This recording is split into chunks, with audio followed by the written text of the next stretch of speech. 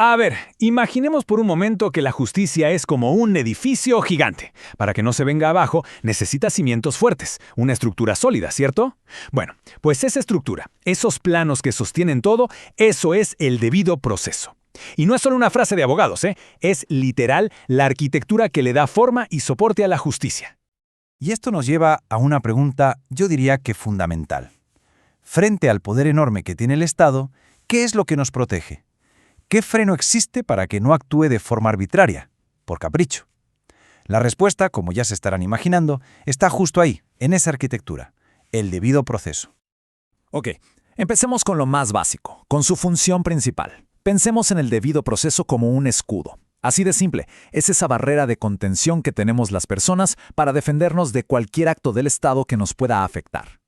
Miren, esta es la definición, digamos, del libro, la de la Corte Interamericana de Derechos Humanos. Pero lo importante, el verdadero meollo del asunto es que el debido proceso no es la meta, sino el camino. Es el conjunto de reglas del juego que aseguran que podamos defender nuestros derechos de verdad, de forma efectiva. Y aquí en México hubo un antes y un después. El año 2011 fue un parteaguas. ¿Por qué? Porque una reforma constitucional histórica elevó los tratados internacionales de derechos humanos al más alto nivel. Y esto, en la práctica, significa que los estándares de cortes como la Interamericana se volvieron ley, obligatorios para todas las autoridades del país. Ahora, el debido proceso tiene, digamos, dos caras, dos lados de una misma moneda que se necesitan mutuamente. Una tiene que ver con la forma, con el procedimiento, y la otra tiene que ver con el fondo, con la sustancia de las decisiones. Y fíjense qué clara es esta división. Por un lado está lo que llamamos el debido proceso procesal. Ese es el cómo se hacen las cosas. Las reglas formales, como el derecho a ser escuchado, a tener un abogado, a presentar pruebas. Y por el otro lado tenemos el debido proceso sustantivo. Y este va al fondo, al qué y al por qué. Este se asegura de que la ley en sí misma y las decisiones de la autoridad sean justas y razonables, porque de nada sirve seguir todos los pasitos al pie de la letra si la decisión final es una injusticia. Y ojo, que esto no es solo para temas penales, Para nada. El debido proceso se ha ido expandiendo a casi cualquier rincón donde el Estado pueda meterse con nuestros derechos. Estamos hablando de temas laborales, fiscales, electorales, hasta en un proceso migratorio o disciplinario militar. Es una garantía que aplica en todos lados.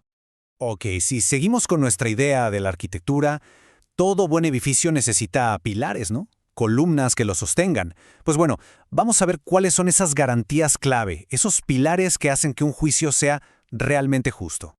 Todo, absolutamente todo, arranca con quien juzga. Un juez o una jueza tiene que cumplir 3 requisitos básicos sí o sí. Primero, ser competente, o sea, que sea el juez que la ley ya establecía para ese tipo de casos. Segundo, ser independiente, que no reciba presiones de nadie. Y tercero, ser imparcial, que no tenga favoritismos ni ideas preconcebidas. Si falla uno de estos 3, ¡puf!, todo el proceso ya nació viciado. A ver, el derecho a defenderse es sagrado, pero para que no sea letra muerta se necesitan 3 cosas bien concretas. Primero, que te digan claramente de qué te acusan y con qué pruebas cuentan. Segundo, tener el tiempo suficiente y el acceso a toda la información para poder preparar una buena defensa. Y tercero, y esto es crucial, contar con un abogado o abogada que de verdad te defienda, que sea eficaz, no que solo esté ahí para cumplir un requisito.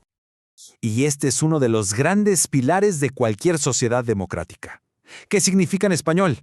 Que nadie, absolutamente nadie, tiene que demostrar que es inocente. Al contrario, es el Estado el que está obligado a probar sin lugar a dudas que alguien es culpable. Y mientras eso no pase, esa persona debe ser tratada como inocente. Hay un dicho que dice, justicia que tarda no es justicia. Y es totalmente cierto. Un proceso que se extiende y se extiende sin una buena razón es, en sí mismo, una forma de castigo. Por eso existe el concepto de plazo razonable, para evitar que una persona viva años en la incertidumbre, que a veces puede ser tan dañino como la propia sentencia.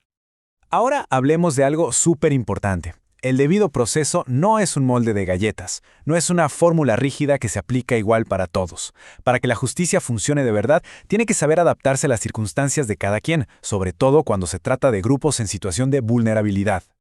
Y aquí lo vemos claramente. Con niños, niñas y adolescentes, por ejemplo, lo más importante es su bienestar y siempre tienen derecho a ser escuchados. Con mujeres víctimas de violencia, se exige que la investigación se haga sin prejuicios ni estereotipos machistas. Para los pueblos indígenas, es fundamental respetar su cultura y asegurar que tengan intérpretes. Y para las personas migrantes, una garantía mínima es informarles sobre su derecho a la asistencia consular. Al final, la verdadera igualdad a veces significa dar un trato especial a quienes parten de una situación de desventaja. Y todo esto, que viene en gran parte de la reforma de 2011, ha cambiado por completo la chamba del juez en México. Ya no se le ve como un simple aplicador de la ley, como una máquina que solo sigue instrucciones. Ahora, su papel es ser un auténtico guardián de los derechos humanos. De aquí nace esta idea del juez garante. ¿Y qué significa? Que el juez ya no puede ser un simple árbitro que solo mire el partido. No, tiene la obligación de meterse, de ser proactivo y de asegurarse de que el juicio sea justo de principio a fin, sobre todo cuando una de las partes es mucho más débil que la otra. Y bueno, ¿cómo hacen esto los jueces? Pues tienen una herramienta súper poderosa que se llama control de convencionalidad. Suena complicado, pero en realidad es un proceso de 2 pasos. Muy lógico. Primero, tienen que intentar leer las leyes mexicanas de una forma que sean compatibles con los tratados internacionales de derechos humanos. Pero, si de plano no se puede, si una ley de aquí choca directamente con un derecho humano, el juez tiene la obligación de no aplicar esa ley y usar el estándar internacional que protege mejor a la persona. Entonces, si lo pensamos bien, el debido proceso es como la llave maestra del sistema de justicia. Es la garantía que abre la puerta para poder defender todos los demás derechos. Porque sin un proceso justo, derechos como la libertad, la propiedad o la igualdad se quedan solo en buenas intenciones escritas en un papel. Y con esto cerramos el círculo y volvemos a nuestra idea del principio. Si de verdad el debido proceso es esa arquitectura que sostiene la justicia, la pregunta que queda en el aire es: ¿cómo la cuidamos? ¿Cómo la protegemos cada quien en nuestro día a día? Porque al final, una justicia fuerte y sólida es tarea de todas y todos.